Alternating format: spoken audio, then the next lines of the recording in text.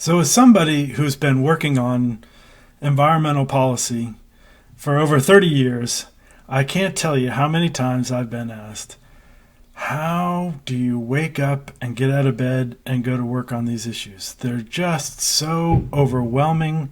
They're so depressing. It's such bad news. How is it that you stay optimistic? And I think that's a real question because there are times when the odds really seem bad. The cards seem stacked against us, and there's lots of bad news. But I think that's not inevitable, and particularly as environmental leaders, we can't let it be our frame. We can't let it affect us in ways that undercut our ability to operate, and certainly we can't let folks in our teams adopt this approach because it is, I would maintain, absolutely self-defeating. It's not to make light of the face of the challenge and the kind of fundamental challenges we face in so many areas, conservation, natural resource, and pollution, and of course climate change. But it's just not going to solve the problem. And if we were working in areas where the problems were easy, then we wouldn't have these challenges. Perhaps we wouldn't be so daunted by them, but then we wouldn't be making the differences that we're trying to make in this space.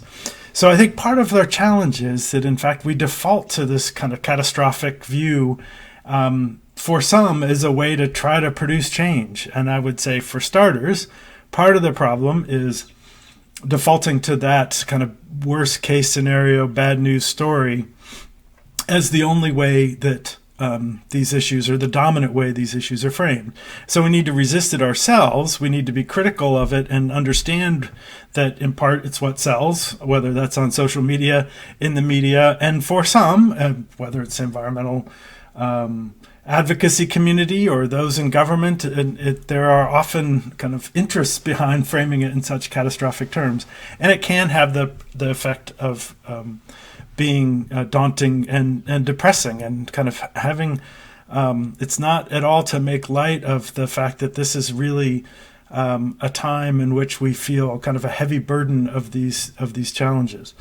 But I think part of our required steps is to take some steps that make it easier to deal with that. One is to take a historical view and understand where we've come from, and understand that in the kind of politics and policy and response to pollution, to a variety of environmental issues, on the scientific side, we know much more than we did, and that makes us more powerful. On the policy response side, we have taken, in a variety of settings, from local to national to international, steps that have made things better, right? In terms of air quality, in terms of water quality. They're not uniform. They're not fights that are over. There are still big problems. There's still particularly differences between communities. From a justice perspective, an equity perspective, really big issues. But we have made progress. And so we should celebrate those, understand that we have made progress, understand our history, and know that it can be done. That goes also, in fact, I would say parenthetically, for the fact that we've been able to cooperate across political lines and political parties historically, and could and should be doing that in the future as well. So the fact that it has happened should give us some optimism that it can again, despite the challenges that we're facing now. I think the other thing to do is to make it bite-sized, practical steps and understand that none of us are going to solve these problems by ourselves.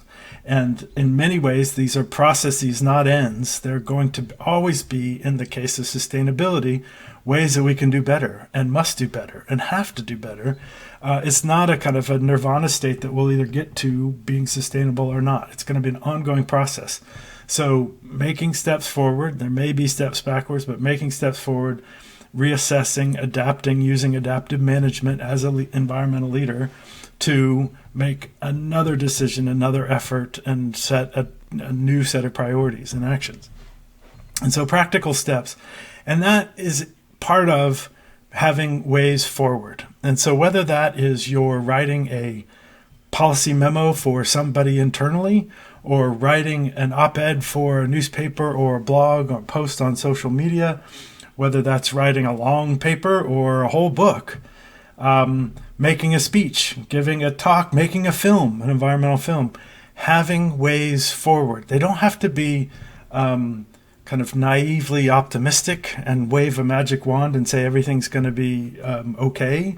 That's not the point. But it's what's the first step and what's the second step? What's your mechanism for making change? For some, that's going to be making scientific discovery and progress that may be in a laboratory, looking through a microscope. For others, that's going to be out in the field. For others, yet the field is going to be the boardroom or advocacy meetings and public hearings. For some, it's going to be environmental law and going through legal means. So those are all ways that we can develop steps forward, and how we find ourselves fitting in that, our teams fitting in that, and how we exhibit environmental leadership, no matter where we're sitting, whether we're speaking for ourselves or our institutions or organizations.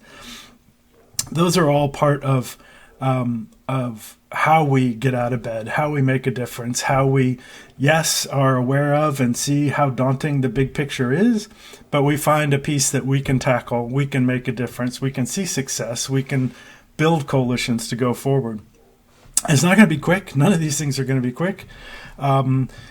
We see so many instances where it can take years and, in fact, decades even to make the progress that we need to get to some landmark piece of legislation, or to have a wider adoption of a technology or a practice that is making a difference at scale.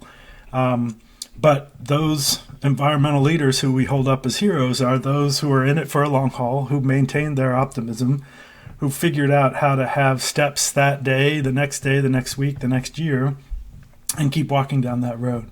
So while I absolutely acknowledge, and we should be fully aware and cognizant of the scale and the extent of the challenges we face in the environmental realms, it's one where the way to battle that as an individual, as an organization, as a team, battle that temptation to really be overwhelmed, to be depressed by it, is to take bite-sized pieces, step at a time, celebrate the victories, even if we know they're just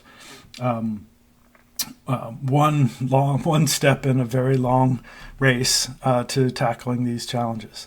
So that's for us as individuals, but particularly critical for us as leaders to set that example, set up the systems that allow for it, and make sure all of those whom we partner with on our teams are adopting this approach as well.